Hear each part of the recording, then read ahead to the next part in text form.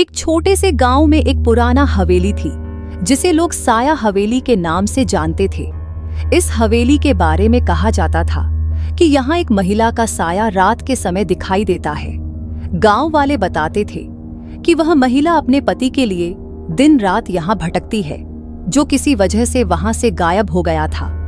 गांव के कुछ युवा लड़कों ने तय किया कि वे इस रहस्य को जानने के लिए हवेली की रात में एक यात्रा करेंगे। रात का समय आया और लड़के अपने टॉर्च लेकर हवेली की ओर बढ़े। हवेली के दरवाजे पर खड़े होते ही उन्हें एक अजीब सी ठंडी हवा का झोंका महसूस हुआ। जब लड़कों ने दरवाजा खटखटाया तो वह अपने आप खुल गया। अंदर जाकर उन्होंने देखा कि सब कुछ धूल और जाले से भरा हुआ था।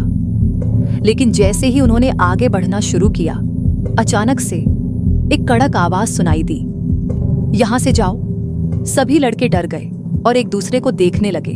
लेकिन एक लड़का जिसका नाम था आर्यन ने हिम्मत जुटाई और बोला, हम तुम्हारी मदद करना चाहते हैं। आर्यन की बात सुनकर वहां एक सफेद साया प्रकट हुआ। वह महिला का साया था और उसने कहा, मेरे पति की आत्मा इस हवेली में बंधी हुई है। अगर तुम मुझे उसकी पहचान बताओ तो मैं शांति पा सकूंगी। लड़कों ने उससे पूछा कि वह कैसे जानेंगी कि उसका पति कौन है। महिला ने कहा, वह एक खास निशान छोड़कर गया था, तुमको उस निशान को खोज निकालना होगा। लड़के हैरान रह गए, लेकिन उन्होंने तय किया कि वे इस चुनौती को स्वीकार करेंगे। लड़के हवेली में इधर उधर खोजने लगे। अचानक आर्यन को एक पुरानी अलमारी मिली। उसने अलमारी खोली और अंदर एक पुरानी तस्वीर मिली जिसमें महिला और उसका पति साथ में थे। तस्वीर के पीछे एक खास निशान था। आर्यन ने तस्वीर को महिला के सामने रखा। महिला ने जैसे ही निशान देखा, उसका चेहरा खिल उठा। यह वही है, उसने कहा। लेकिन तभी हवेली की दीवारों पर अजीब से साए दिखने लगे और एक डरावनी चीख सुनाई दी। महिला ने आर्यन से कहा, जल्दी करो, मुझे अपने पति से मिलाने के लिए इस निशान को हवेली के मुख्य कमरे में रखना होगा। सभी लड़के भागते हुए मुख्य कमरे में पहुंचे। जैसे ही उन्होंने निशान को वहां रखा, एक तेज रोशनी चारों ओर फैल गई।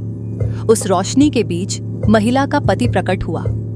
दोनों ने एक दूसरे को गले लगाया और फिर दोनों साया बनकर हवेली से उड़ गए। लड़कों ने राहत की सांस ली, लेकिन उन्होंने महसूस किया कि हवेली का रहस्य अब खत्म हो चुका था।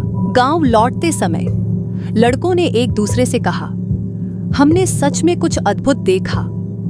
और जब उन्होंने गांव वालों को बताया तो सबने उनकी कहानी को सुनकर हवेली को फिर से एक बार देखा। लेकिन अब वह हवेली शांत थी और वहां किसी का साया नहीं था।